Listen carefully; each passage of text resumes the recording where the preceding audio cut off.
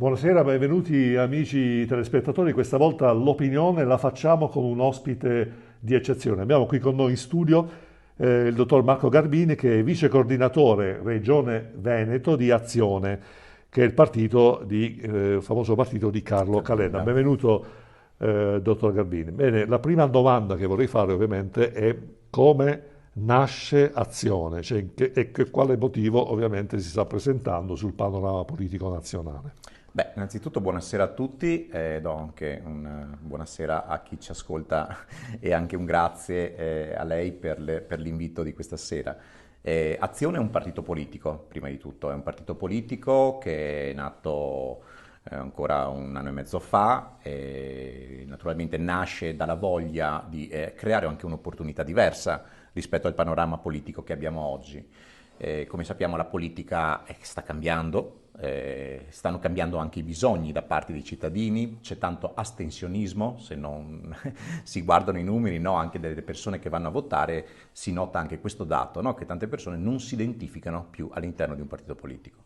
Quindi Azione nasce proprio da questa voglia, dalla voglia di creare un partito che faccia delle proposte concrete, che analizzi magari i dati, che entri più nel merito delle questioni e che faccia un po' meno propaganda.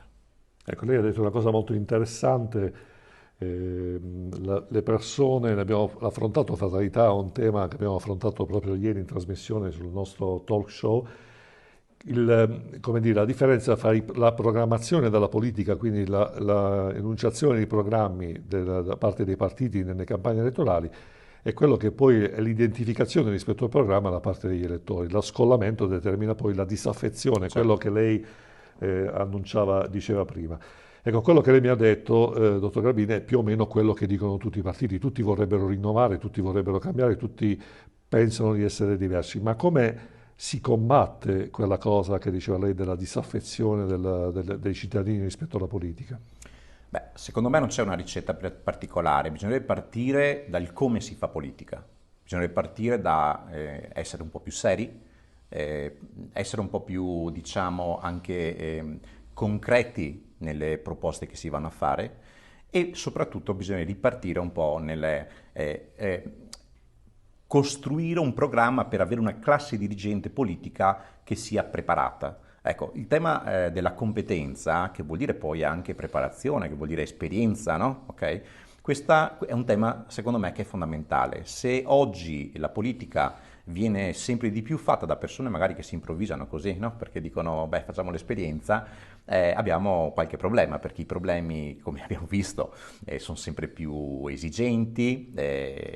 Oggi il Paese in questo preciso istante sta anche avendo un periodo molto particolare della propria storia e quindi oggi come oggi quello che servono persone preparate, ecco, non perché noi siamo più preparati degli altri nel modo più assoluto, ma serve almeno un percorso che porti alla persona che naturalmente si impegna nell'attività pubblica a formarsi per poi svolgere questo ruolo. Questo secondo me è di fondamentale importanza. Ecco, senta, dottor Garbini, rispetto all'arco costituzionale, come si dice, quindi al panorama di tutti i partiti, mi sembra che Azione abbia preso una posizione di centro, però più spostato verso sinistra. Tant'è infatti che sembra essere candidato per il centro-sinistra per il sindaco, per la prossima amministrativa a sindaco di Roma. Ecco, come mai non c'è un centro forte in Italia? Beh, bella domanda. La domanda è che diciamo che i partiti politici che rappresentavano quell'area un po' strada facendo si sono un po' estinti, ecco, usiamo questo termine. E di conseguenza poi quell'area lì, che comunque rappresentava una buona fetta, perché storicamente, se pensiamo, no, alla vecchia democrazia cristiana, non voglio usare questo termine perché a volte fa paura, no? È molto pesante, però in realtà si è un po', diciamo, distribuito un po' nel centrodestra e un po' nel centrosinistra.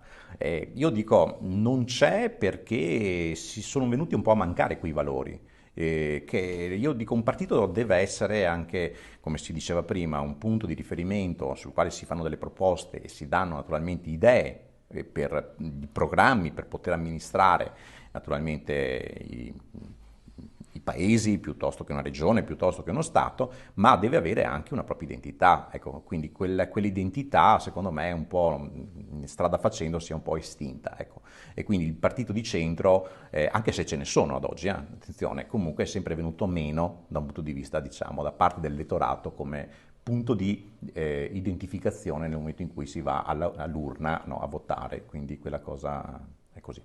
Ecco, senta, Calenda è sempre, ho visto, è sempre, anzi spesso sotto attacco, quindi vedo per esempio riportato dai giornali attacchi, le sue repliche, come mai? Cioè, perché i sondaggi lo danno sempre un po' più su rispetto agli altri partiti di centro? Ma quella è anche una sua caratteristica personale, Calenda è sempre stato così, è una persona un po' del fare, una persona che concreta, una persona che non è che ha tanto tempo da perdere e non ne vuole neanche perdere. Una persona che secondo me in questo momento nel panorama diciamo, degli amministratori e dei politici che abbiamo è quello che ha anche fatto molte cose. Noi ricordiamo quando è stato ministro, Industria 4.0 piuttosto che altri programmi li ha portati avanti e li ha anche concretizzati. Oggi tante industrie godano di qui l'industria 4.0 che ha portato innovazione tecnologica, ha portato un'evoluzione del modo di fare impresa. Ecco, questo modo qui quindi appartiene anche, diciamo, della sua personalità, del suo carattere, insomma, quindi